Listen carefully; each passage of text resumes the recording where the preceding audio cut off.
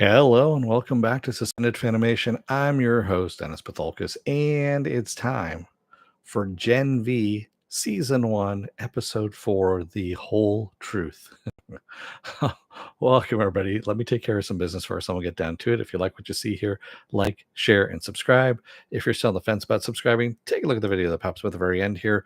YouTube takes the algorithms, all the stuff you've been watching, and tries to match it as best as possible to one of the videos, my vast video library, and pops it up here just for you. And if you like what you see there, please hit that subscribe button down below there. And if you can't, hit that like button, the share button as well.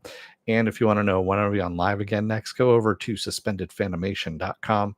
Take a look at the schedule I have up there. I change it every week. Also have all the links to my social media and all links to my pages as well. All right, let's get to it, shall we? Spoiler alert, I am going to spoil the episode. If you have not seen the episode, go and watch it. Come on back. This will be a video. You can comment down below in the comment section. Give you enough time to pause, whatever you need to do, all that kind of good stuff. All right.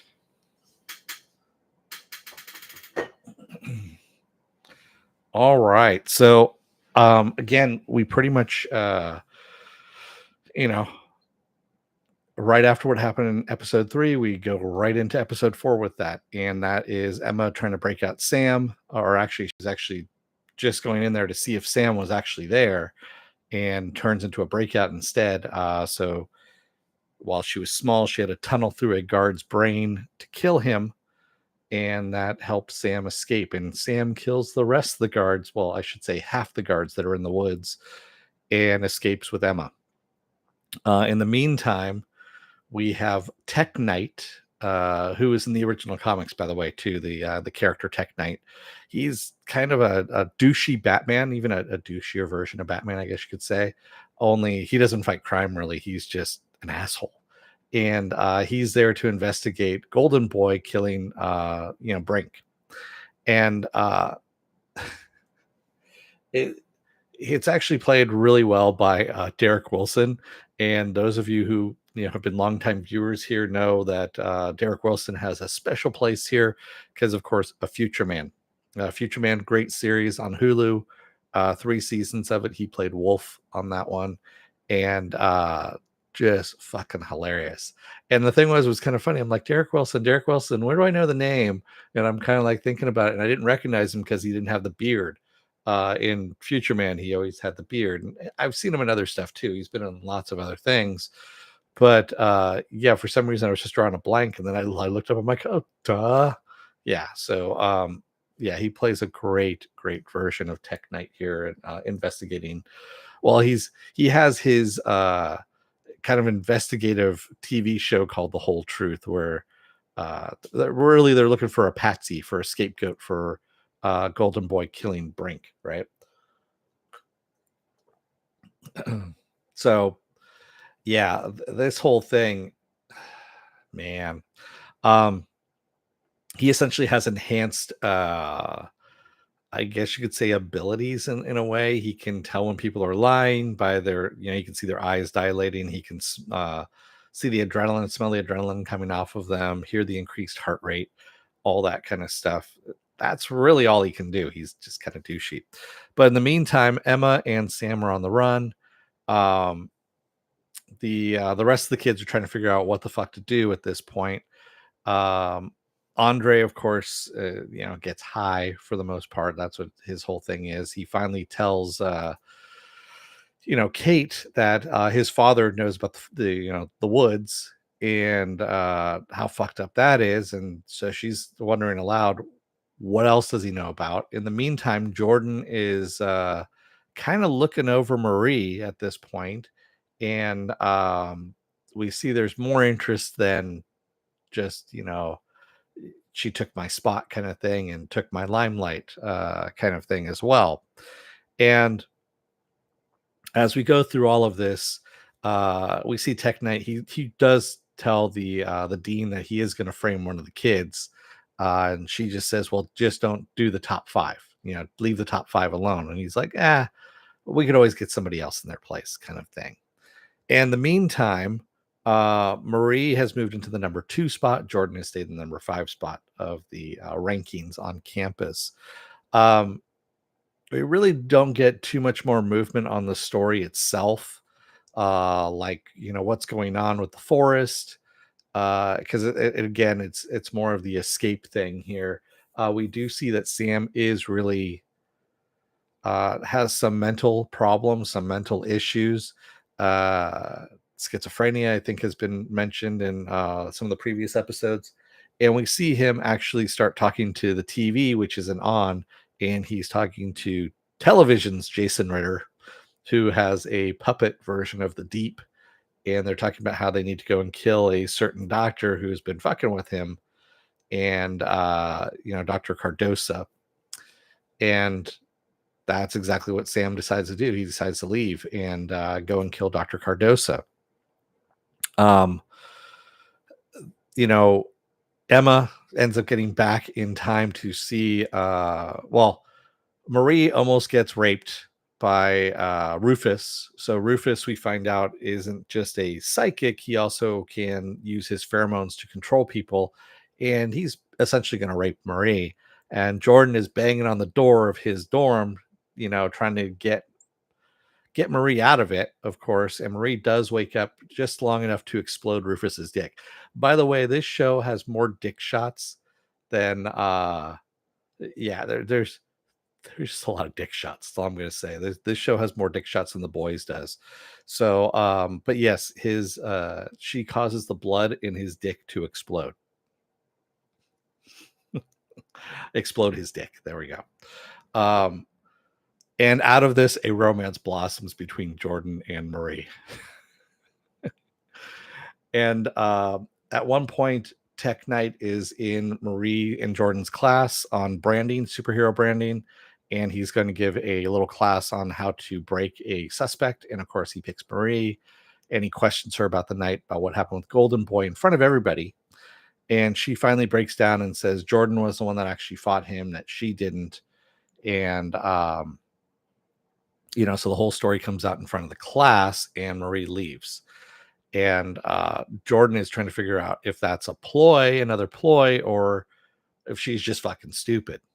And at this point, this is where Emma comes in and tells him that Sam's going to go and kill someone named Dr. Cardosa. And we find out that Kate and Andre know who Dr. Cardosa is, so they go over to his house. And in the meantime, as we get to his house, we see Dr. Cardosa and his partner and his daughter are being threatened by Sam. And as this is happening, our heroes are trying to stop him. Of course, they come in, they try and stop him, and we find out that Emma has another ability to her powers, which is growing large. If she eats, if she binge eats, if she binge eats, she grows large. If she vomits, she grows small. This is the most fucked up eating disorder superpower. I can understand how Kripke did this. I know why he, it's really fucked up. This really is. So she is able to pin Sam down, and she talks, she's trying to talk some sense in him, saying, hey, if we go back to the woods, we're going back together. I told you we're in this together. We're going to stay in this together. And Marie says, yes, we're here to protect. And then all of a sudden it goes to black. We end up seeing Marie and Jordan in bed together. And Marie kind of looks over at Jordan with a little smile on her face, like, oh, okay. How did this happen? But okay, I'm okay with this. And that's how we leave it off. Oh, also in the meantime, Tech Knight was going to frame the dean for Golden Boy going psychotic. And she, of course, shows him a video of him fucking anything with a hole in it, because he has, as part of his power, he has a brain tumor. And that brain tumor is actually what is leading him to fuck anything that has a hole. He has a proclivity for holes. So that's what the whole truth is, also another entendre, if you will, on this whole subject. And so we get a montage of him trying to fuck a hand dryer, one of those air dryers that you push the button to. And that's how we kind of leave off this episode. So no real movement on the mystery of what's going on, what the forest is about. who knows about it, anything like that. There's no bigger overarching story as of yet, and I can't remember exactly how many episodes we have here. I'm actually looking at it right now on IMDb. I will find out here in a moment, and I can tell you 8 episodes. So we have 8 episodes. We are more than halfway. Well, we're halfway through, so we've got 4 more episodes here.